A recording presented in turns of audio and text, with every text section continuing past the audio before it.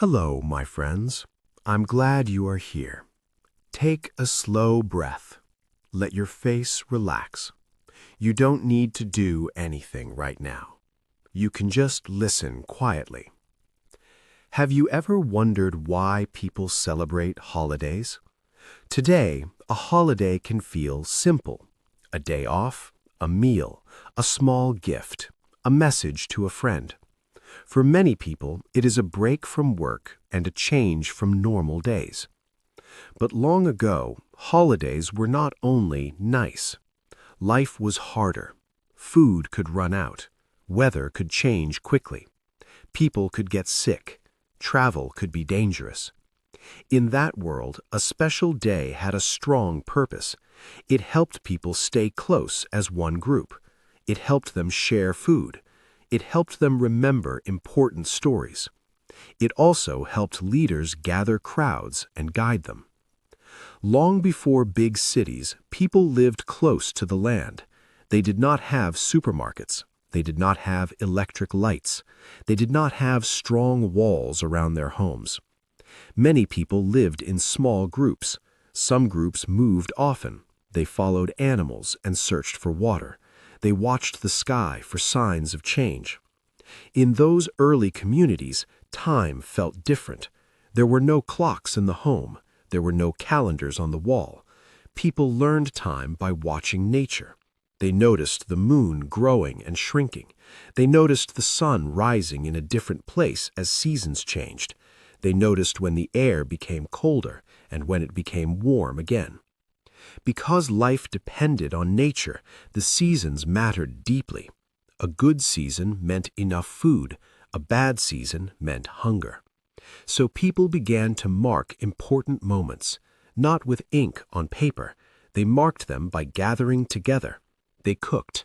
They sat near a fire. They told the same story again. They sang simple songs. They offered small gifts. This was an early form of a holiday. At first, these celebrations were small. Imagine a group returning after a successful hunt. The meat is heavy. People are tired. A child runs forward. Someone starts the fire. Someone cuts the meat carefully. Everyone gets a piece. That night feels different from other nights. Or imagine a long walk to a new place. Feet hurt. Bags feel heavy. Then the group finds water. They stop. They drink, they rest, they share what little food they have. Later, people remember that day and talk about it again. Over time, it can become a tradition. These special days also sent a clear message: we are one group. When people share a meal, trust grows. When people repeat the same actions, it feels safe. When people meet again and again in the same way, it becomes easier to live together. In early life, living together was survival. A strong group could protect its members. A broken group could lose people. Over time, some communities moved less. They learned to grow food. They kept animals near home. They built stronger shelters.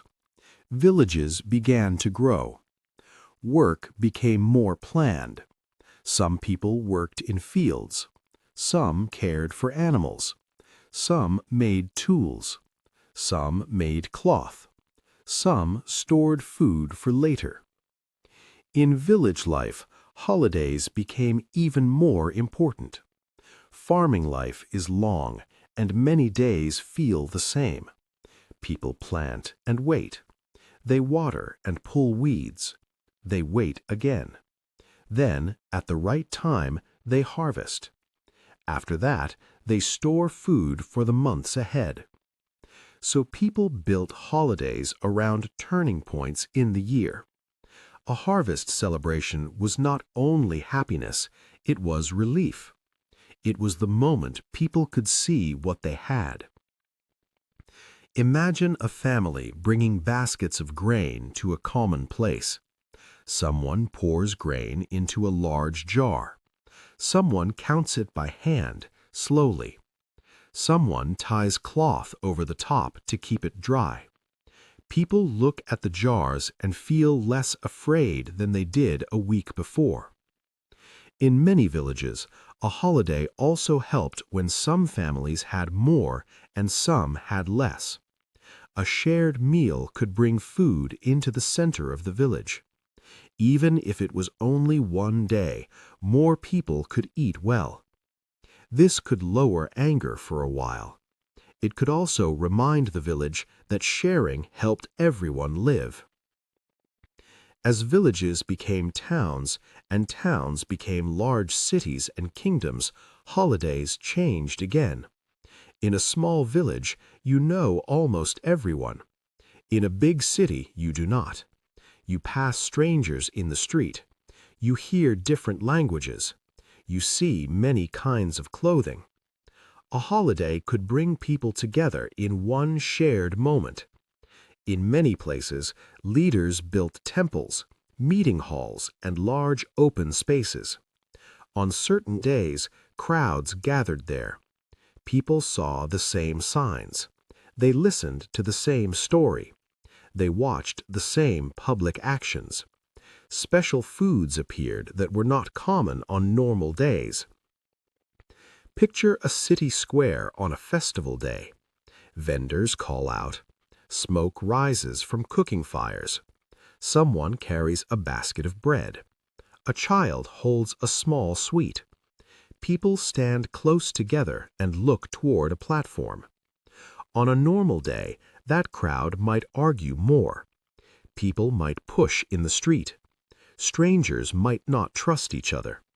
But on a festival day, many people do the same thing at the same time. For a short time, the city feels calmer. After a day like this, the next week can feel different. In the market, people may speak more gently. At the city gate, guards may see fewer fights. In workshops, workers may complain a little less. A calm crowd is easier for a ruler to control than an angry crowd. This is one reason leaders liked big holidays. And then holidays began to travel more widely. People moved for many reasons. Some moved to find better land. Others moved to escape danger. Sometimes soldiers moved people by force. Traders traveled often too, moving between towns and ports. A trader might arrive in a new town at night and see a festival. He might see small lamps on doorways. He might taste a sweet bread he has never tasted before. He might hear a drum pattern that feels new. When he goes home, he tells his family what he saw. Later, another person tries it. Slowly, the idea spreads. As ways of doing things moved from place to place, holidays also changed. Sometimes the meaning stayed the same, but the actions changed. Sometimes the actions stayed the same, but the meaning changed. This can happen when different groups live near each other. People keep what feels familiar. They add what fits their new life. Large kingdoms also spread holidays. When a large kingdom grows, it brings many groups under one ruler. Leaders want peace in the streets. They want workers to keep working. They want fewer public fights. A public holiday can help with that. A ruler might support a large festival. People may get food or a break from work. They may watch games or music. Many people feel grateful in that moment. They may accept the ruler more easily. In many places, holidays became part of religion. For many people, religion was something the whole community shared in public. On a special day, people went to the same place. They stood close together. They listened to the same story. They followed the same steps in the same order. This gave hope when life felt uncertain. It also reminded everyone what the community respected and what it avoided. Over generations, these days became part of how people described their group. People could think, "This is what we do." A holiday could help people stay united, but it could also separate groups. One group's celebration might feel strange to another group. Now we should look at a harder chapter in a calm and honest way. Not everyone experienced holidays in the same way. In many societies, rich families had more food, better clothes, and safer homes. For them, a holiday could be comfortable. For poor families, a holiday could be mixed. It might be the only day with extra food. It might also show them what they did not have. In some places, people worked for weeks to prepare a festival, but they did not enjoy it equally. Think of workers preparing a big public day. Before sunrise, they carry heavy items to the square. They hang cloth and decorations. They sweep the ground. They build a platform. They cook for others. When the crowd arrives, these workers may still be working at the edge of the celebration. Holidays could also be used to control workers. A leader might allow a day off after many days of hard labor. The message could feel like this: "You will work many days, but you will have this one day." That day can be real relief, but it can also help leaders keep people quiet. In some places, powerful groups controlled public holidays. They chose the story that people heard. They chose the signs people saw. They also chose who could join and who could not. Sometimes older traditions were pushed aside. Sometimes people were forced to celebrate in a new way. I am saying this so we can understand it clearly. Holidays can bring comfort, but they can also show how life is shaped. Some people rest. Some people keep working. Some people sit at the table. Some people serve food and clean. A holiday could hide this difference for a few hours. A holiday could also make the difference easier to notice. Then the modern world arrived, and holidays changed again. Machines changed work. Large factories appeared. In many places, people left farms and moved to cities to find jobs. On farms, work often followed daylight and the seasons. In factories, work followed fixed hours. People started and stopped at set times. In some places, a bell told everyone when to begin. A bell told everyone when to end. Many days looked the same, week after week. In this new world, holidays mattered in a new way. After many weeks of fixed hours, one free day felt special. It was a chance to rest. People could sleep longer. They could visit family. They could sit at home without rushing. Governments also began to set holidays for the whole country. This helped many places plan the same rest days. Picture a town where a message is posted. A person reads it in the square. The message says which days will be rest days. In a workshop, the owner looks at the list and plans when to close the door. In a school, teachers plan the same days off. In a family home, people plan travel because they know work will stop. Modern travel and news also changed celebrations. Trains and ships moved people faster. Later, airplanes did the same. Newspapers carried stories from far away. Radio and television showed holiday scenes from other places. People saw new ideas and tried them at home. Factories and shops changed holiday goods too. In the past, special items were slow to make. Cloth was made by hand. Candles took time. Toys were rare. Sugar could be expensive. In the modern world, factories made many of the same item. Imagine walking past shop windows before a major holiday. You see the same toy in many places. You see the same kind of paper for wrapping.